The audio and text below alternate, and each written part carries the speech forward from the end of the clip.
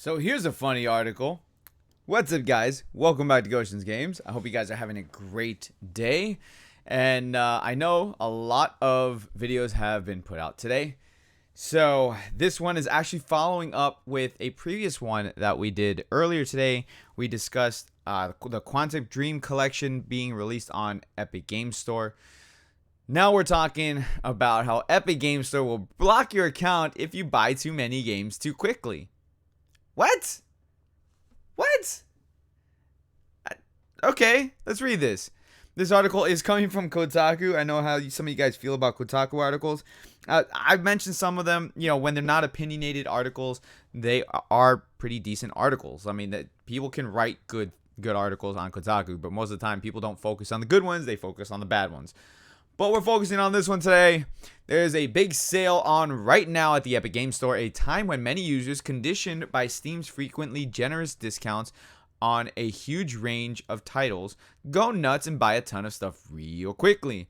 On Valve's store, that's enough to get you a pile of shame. Okay.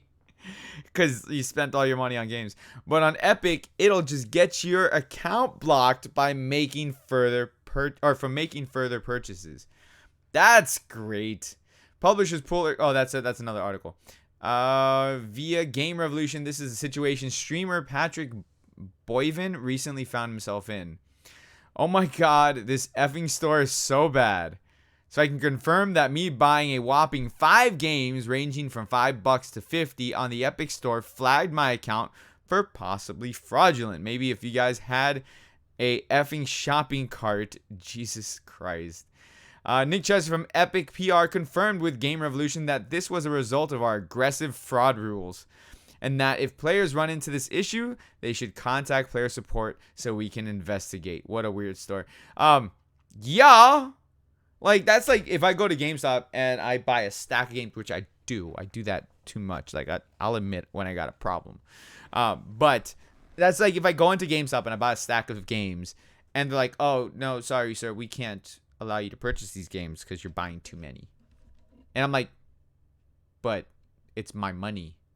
I can do what I want with it. I understand the whole situation where it's like fraudulent. So it's like, you know, you see some fraudulent charges on your credit card or your bank statement. You know, I get it. But here's the thing. That's what the banks and credit card companies are for. They will notify you if, all assuming you have a good credit card company or a good banking provider, they will notify you from fraudulent charges. So it's like, oh, we've noticed some increased activity. We just want you to verify that it's you. I've had to do that numerous times. Not, you know, quick story on one issue that I had. I used to have 4 cars, and so in one day, I put gas in all 4 of those cars, and in one car twice.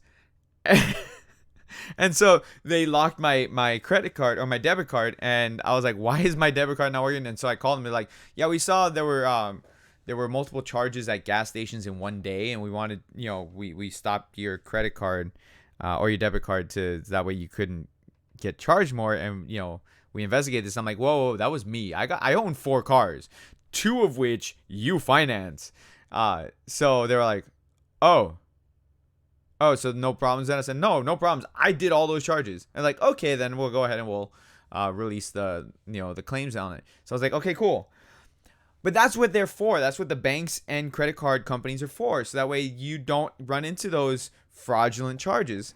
So when you have a game company like this, that they're like, oh, give us all your money. But then when you give them all your money, they're like, oh, no, we don't want your money because, you know, fraudulent stuff. That's really, really funny. Now, I can't say that this has happened to a ton of people because, I mean, we only have one instance where this actually happened. But it's still funny nonetheless.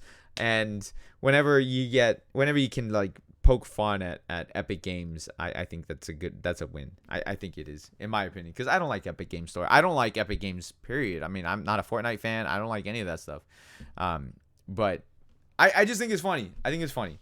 I want to hear your stories, guys. I want to hear your stories on fraudulent charges to your debit card or credit cards. It's always really funny because another one I had for a credit card charge was my credit card out of nowhere got charged. I think it was like $500 in lingerie, and I was like, what the hell?